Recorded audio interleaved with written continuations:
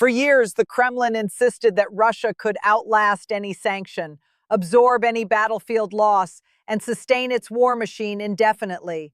State television repeated the same message. Officials promised resilience. Economists spoke of stability. And yet, behind the carefully managed headlines, a different reality may be emerging. For the first time in modern Russian history, one of the country's most protected state institutions is cutting jobs.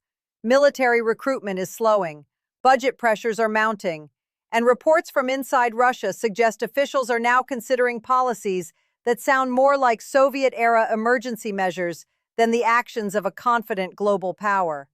Meanwhile, as these pressures build beneath the surface, Vladimir Putin is attempting to project strength on the world stage through a high-profile economic forum in St. Petersburg. But what happened next turned that carefully planned display into something very different. Because while Moscow tried to showcase confidence, Ukraine delivered a message that could not be ignored. And the question now is simple. Are these isolated problems, or the first signs of a much deeper crisis inside Russia? The story begins with numbers, not dramatic speeches, not political statements, numbers. And according to multiple analysts observing the conflict, those numbers are becoming increasingly difficult for Russia to manage. For months, Russia has continued offensive operations across several sectors of the front, but maintaining those operations requires one resource above all others: manpower. Military observers estimate that Russian forces continue to suffer heavy personnel losses every month, including both killed and wounded. While some wounded soldiers eventually return to service, the broader trend has raised concerns about whether recruitment can keep pace with battlefield attrition. And this is where the situation becomes dangerous. Reports indicate that Russia is recruiting tens of thousands of new soldiers every month. Yet some analysts argue that recruitment growth is slowing while battlefield demands remain constant. What happened next changed everything. As casualties continued to mount, recruitment incentives became more expensive. Signing bonuses increased. Regional governments offered additional benefits. Recruitment campaigns expanded across the country. But money alone could not solve the problem. Many Russians now have years of first-hand knowledge about conditions on the battlefield. Stories return home. Videos circulate online. Families share experiences. The reality of war is no longer something distant. And as public awareness grows, attracting new recruits becomes increasingly challenging. At the same time, Russia's military campaign continues to consume enormous financial resources. The war requires equipment, it requires ammunition, it requires logistics, and perhaps most importantly, it requires a constant flow of money. But that money has to come from somewhere. Military spending has expanded dramatically since the beginning of the conflict. Budget priorities have shifted. Resources have been redirected.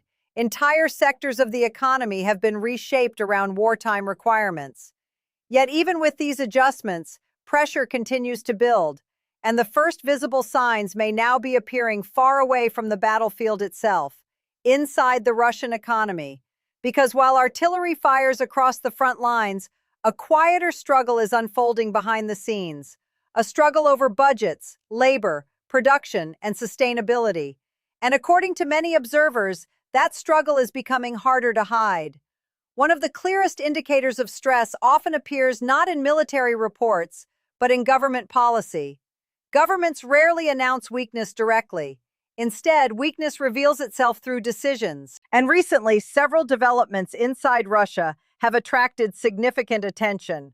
One of them involves layoffs within a major state-controlled financial institution. For years, state-linked organizations were viewed as among the safest employers in the country. Stability was part of the promise, which is why reports of workforce reductions immediately raised questions. Why now? Why target institutions traditionally shielded from economic turbulence? And what military analysts noticed next was alarming. At the same time these cuts were being discussed, officials close to the Kremlin reportedly began proposing new labor measures designed to keep highly educated workers tied to state employment. Supporters argue these policies address labor shortages. Critics argue they reflect deeper structural pressures. Either way, the conversation itself reveals something important. Russia is increasingly focused on manpower, not just military manpower, economic manpower, technical manpower, industrial manpower. The people needed to keep a wartime economy functioning. But the Pentagon and Western intelligence agencies have long argued that manpower is only one side of the equation. The other side is infrastructure. And this is where Ukraine has been applying pressure. Unlike traditional sanctions, which often take years to produce results, Ukrainian long-range drone operations can create immediate disruption. Refineries, fuel depots, industrial facilities, strategic logistics hubs. These targets matter because modern warfare depends on energy and transportation. Every disruption creates additional costs. Every repair requires resources. Every successful strike forces Russia to dedicate more air defenses, more personnel, and more funding toward protecting critical infrastructure. But that was only the beginning. As Russia prepared to host a major international economic forum in St. Petersburg, Ukraine launched another demonstration of its evolving strategy. Rather than focusing solely on battlefield positions, Ukrainian forces sought to remind both domestic and international audiences that even Russia's most symbolic cities are not completely beyond reach. The timing was impossible to ignore. While officials gathered to discuss economic confidence and future growth, air defense systems were reportedly activated around one of Russia's most important cities. The contrast was striking. A forum designed to project strength, a conflict that continues to challenge that narrative, and an increasingly sophisticated drone campaign forcing Russia to defend a growing number of targets across an enormous territory. Every major conflict eventually reaches a critical question. Can the country sustain the effort? Not for months, not for a year, but for years. And this is where the geopolitical implications become enormous. Russia still possesses vast resources, significant industrial capacity, and one of the world's largest military establishments. Yet wars are not determined by size alone. They are determined by endurance, by economics, by technology, by production, and by the ability to adapt faster than your opponent. Ukraine has increasingly focused on long-range precision strikes, drone warfare, and asymmetric operations designed to impose costs far beyond the front line. Russia continues to rely on larger manpower pools, industrial output, and sustained military pressure. Both strategies are shaping the conflict. Both carry risks, and both sides are betting that time will ultimately work in their favor. But the longer the war continues, the more difficult the calculations become. Budgets tighten, infrastructure ages, recruitment becomes harder, political pressure increases, and every decision begins to carry greater consequences. Which brings us back to the question facing Moscow today. Can Russia continue sustaining military operations at the current pace while simultaneously protecting economic stability at home?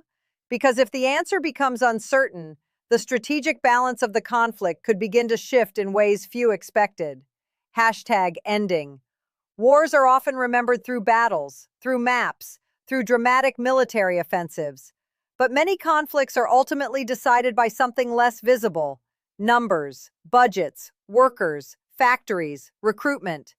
The ability of a nation to sustain pressure year after year.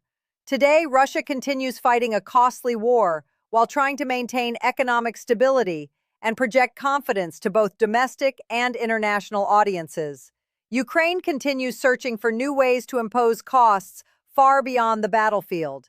And somewhere between those two realities lies the future of this conflict. The coming months may reveal whether current pressures are temporary challenges or signs of something much larger. So what do you think? Are these developments simply the normal strain of a long war? Or are they early indicators of a deeper shift that could reshape the conflict itself?